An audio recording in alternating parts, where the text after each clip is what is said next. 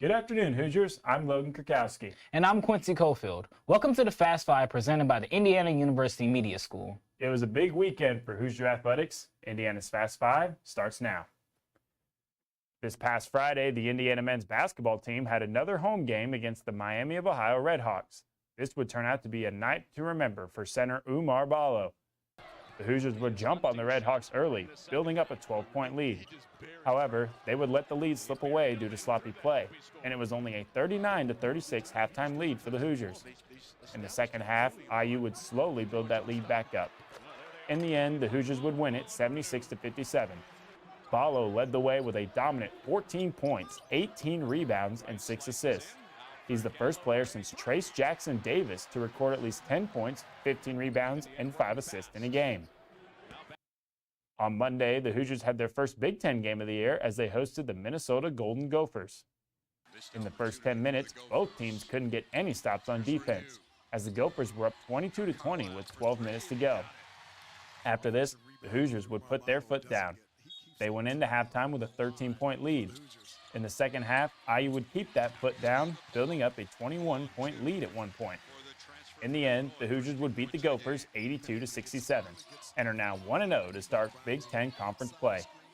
Freshman Bryson Tucker had his best game at IU, scoring 16 points off the bench, and Cannon Carlisle returned to the court from injury and chipped in 14 points off the bench. On Friday, the Hoosiers hit the road to face the Nebraska Cornhuskers in their first Big Ten road game.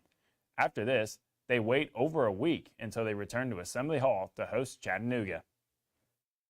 There's some big-time news surrounding the Hoosiers football team. Our very own Dylan Traeger has more. Thank you, Logan. Last Sunday afternoon, the college football playoff bracket was released. The 11-1 Indiana Hoosiers revealed to come at number 10 on the bracket, matching up against the 7-seed Notre Dame Fighting Irish. The playoff appearance will mark Indiana football's first time making the college football playoff in program history. While Notre Dame is not affiliated with any conference, they dominated their schedule this season, having defeated 4 ranked teams in Texas A&M, Louisville, Navy, and Army. Notre Dame's lone loss of the season came in week 2 against Northern Illinois, as the Fighting Irish finished the season winning out, ultimately a 10-game winning streak. The Fighting Irish are led by senior quarterback Riley Leonard, who passed for over 2,000 yards and 16 touchdowns, while rushing for 721 yards and 14 touchdowns. Notre Dame will host the game at Notre Dame Stadium next Friday, the 20th at 8 o'clock p.m. The game will be on primetime TV, being broadcasted on ABC and ESPN. Back to you guys. This past Wednesday, the women's basketball team took on Southern Indiana's Screaming Eagles here in Assembly Hall. While it was a slow start in the first half, the women picked up the pace in the second half. Shea Chesky would drop 17 points, going 5 from 8 from the field, and a perfect 4 for 4 from the free throw line to rally the later Hoosiers to a 67-63 victory. Yarden Grazon was also a perfect 2 from 2 from the line and scored 14 points, going 5 from 18 from the field.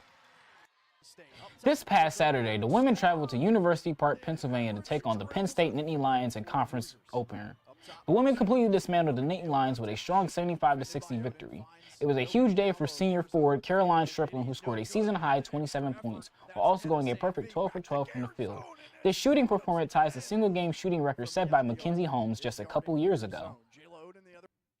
This Sunday, the Hoosiers are back in Assembly Hall to take on the Bellarmine Knights, the first of a 4-game home stretch. Tip-off for the game is set for 2 p.m. Eastern Time. Afterwards, they'll start preparing for the next home game against Oakland University. The Indiana Hoosiers baseball team has released their official schedule for the 2025 season. They start by hitting the road to Surprise, Arizona to play in the College Baseball Classic. With the West Coast schools now in the Big Ten, the league has expanded its schedule to a 30-game, 10-series slate. Louisville is a big-time matchup that will be coming to Bloomington, and the Hoosiers also will host 3 non-conference teams that made the NCAA tournament last year in Northern Kentucky, Evansville, and Indiana State. The end of the regular season shows a lot of road games for the Hoosiers, which will test them as they head into the Big Ten tournament. Their first game is scheduled for Valentine's Day, February 14th, against UNLV in Surprise, Arizona. And it looks like our 5 minutes is up. I'm Quincy Cofield. And I'm Logan Krakowski. Thank you for joining us this semester. Indiana's Fast Five will be back in January.